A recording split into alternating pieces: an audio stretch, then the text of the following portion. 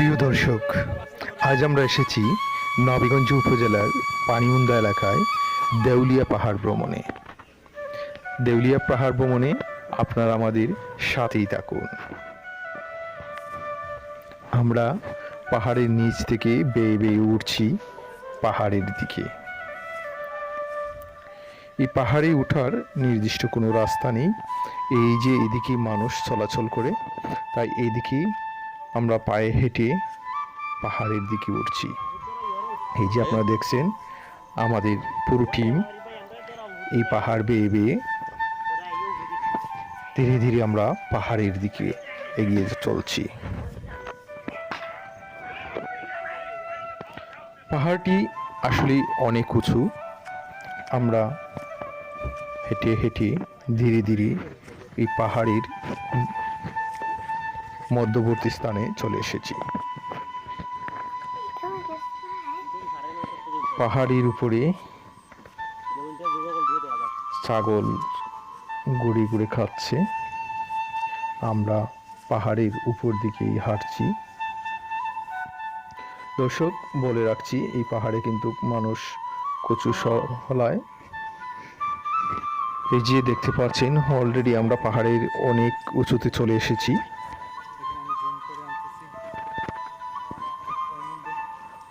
ধীরে ধীরে আমরা পাহাড়ের চূড়ার দিকে যাচ্ছি। পাহাড়টি বিশাল বড় একটি পাহাড়।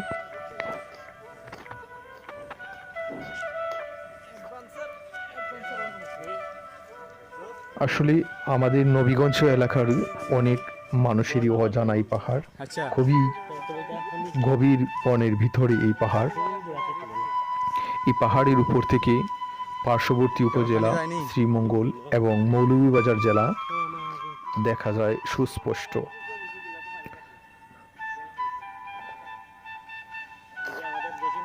দর্শক, আমরা কিন্তু খুবই গভীর বনের ভিতরে এই পাহাড়ে গিয়েছি। আমাদের সাথে যারা আছেন সবাই কিন্তু এই ভিডিও করতে ব্যস্ত, অনেকেই লাইভে রয়েছেন। এখন পর্যন্ত পাহাড়ের মূল চূড়ায় যাওয়া হয়নি। আমরা ধীরে ধীরে পাহাড়ের চূড়ার দিকে এগিয়ে চলছি।